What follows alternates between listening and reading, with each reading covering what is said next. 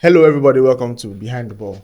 So, I actually waited a couple of days till after the first leg of the semifinals of the Carabao Cup have been completed before I said anything. Now, I understand that, yes, Arsenal lost the game by 2-0. The performance in and of itself was not as bad as we are making it out to be. I saw the discourse on Twitter where I tend to notice that whenever an Arsenal loss comes out, the fan base is on meltdown. We tend to complain about the signings. We tend to complain about the performances. Mikel Arteta out fans will come out in full force, but that's not the case for me. Okay, so now here are my thoughts.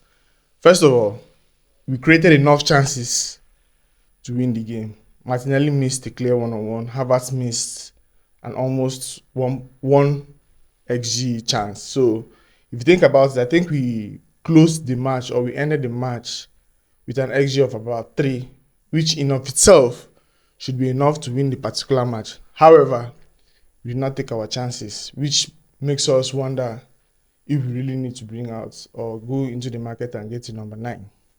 Another thing I noticed in the match was there was a point where Gabriel Jesus, when he was in the match, Kai Havertz went to the right wing and then Jesus was in the center as a center forward, which I did not understand that particular tactics from Mikel Arteta, because if you think about it, I think we had like 22 crosses against Newcastle. So tell me why you would have your tallest player or your tallest attacker on the pitch and you're sending him to the wing, and then you have Gabriel Jesus, which is most likely, if not the shortest, but the closest to the shortest attacker we have, and you play him as center forward.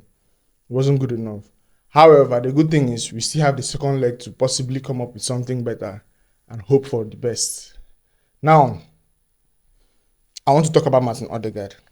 There were certain things I noticed from him in that match. That match was more of a transitioned themed match. The goals Newcastle scored against us was transition. We had a couple of chances in transition. The chance Martinelli missed was in transition. There was a chance where I think it was Martinelli, after he cut down from the left wing, Martin Odegaard was in the center of the pitch. It was supposed to be a transition phase of the game. But at one point, Odegaard stopped. Because he stopped, Martinelli didn't have more bodies in front of him to actually push the ball in front. So he had to now recycle the ball back to Odegaard. And then they allowed Newcastle to settle into their shape of defense, which is not, I don't think is the right thing that he should have done in that position. But I'm not the coach, so maybe he was playing based on instructions. Now, another thing I think we should do now for the second leg is we need to play Rice at the base of the midfield if we have any chance of winning. Because I do not think we should be going to St. James's Park and then we playing Jorginho or Thomas Partey as a number 6. We should try to play maybe Rice at the base of the midfield, play Martin Odegaard and Merino. Personally, I think that should be our midfield going forward. Keep in mind, I have no problem with Thomas Partey, but I feel like his legs are gone. He's not very mobile as he should be. Fine, he's the best passer amongst our number 6s. But then again, I feel like Rice should be the option going forward. And I think we need to do better with our selection, because if you think about it, Havertz was ill for the Brighton match.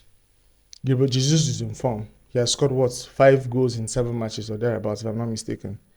He should have been the one to start that match against Newcastle. Because tell me why Mikel Arteta will just, from nowhere, Havertz is ill. He just became well a couple of days to the match. And then you drop Gabriel Jesus back to the bench and bring in your German prince. It doesn't make any sense. I feel like he got his match selection wrong on that end. And then I think we should try to start Gabriel Jesus for the next match. Because tell me why you have Gabriel Jesus in the box playing against Van Botman and Dan Bond and you put in 22 crosses. It doesn't make any sense. We need to do better as a team. But then again, it's not the end of the world. Hopefully our FA Cup third round match against Manchester United this weekend would be much more better. So anyways, if this is your first time coming to the channel, please do me a favor and subscribe to massively help me out. And thank you.